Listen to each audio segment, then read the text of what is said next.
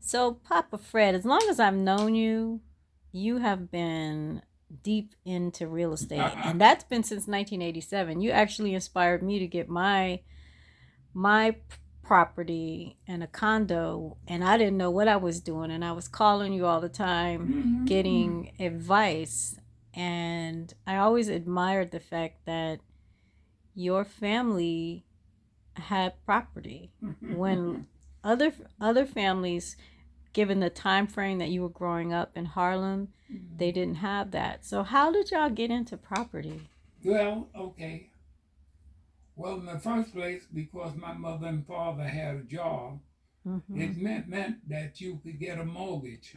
Now, Mm-hmm. mind you, you could get a mortgage even in Harlem and that sort of stuff, but there was the responsibility that you had when you had an owner of a building. And the people owned property there, but they lost property. And well, boy, oh boy, that's a picture into itself. Mm-hmm. Because well, you would be a landlord, and that Mm-hmm. therefore the responsibility. And that's when even like my mother's friend, a woman, she moved to Brooklyn because they said it was easier getting a piece of property in Brooklyn and it was less expensive. Mm-hmm. And she moved to Brooklyn. Now, well, once World War II was over, my Uncle Ed had moved out to the Jamaica area, and he had gotten married and that sort of stuff. Matter of fact, he met a woman from Inwood on the island here, and they got married and they had a child, and among other things. And by that time, he was a union man. And so we came out to visit him because we decided that we wanted to move, we wanted to get out of Harlem. We wanted to move up. And my mother in particular, she said she wanted more room. She wanted a space of her own. And among other things, my aunt, my aunt Hazel, who lived at 128th Street on and 8th Avenue or something, she moved in an apartment building. And the apartment building was considered a more, well, that particular apartment building it was an expansive place. Mm-hmm. It was a better situation, more or less. Mm-hmm. But she wasn't satisfied with that. She moved up on Compton Avenue. Ooh, Now, Compton Avenue was a place. Sugar Hill. That's right, but on the way up, Mm-hmm. and that was another part of the game. Mm-hmm. And then because my uncle lived out in Jamaica, well, we decided we were going to move. And at the end of the war, there was property out in Amityville and property here in Jamaica. Mm-hmm. And I was wandering about because I visited. I would come over maybe on the weekends, and I went to 178th Place, Mm-hmm. and there were some new houses were put up there. And I met the developer, and his name was Fred Starr. Mm-hmm.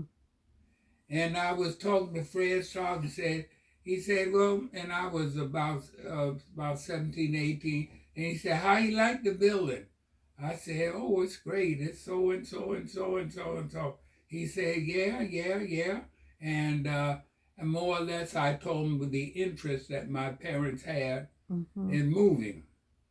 So he said, come on by and take a look. Mm-hmm. And I went and I let my mother and father know about it. And we came around and looked at 178th Place, right off 111. Mm-hmm. And then he asked, how do you like it? He said, oh, we like it. He said, how much money you got? I think they said we had $2,000.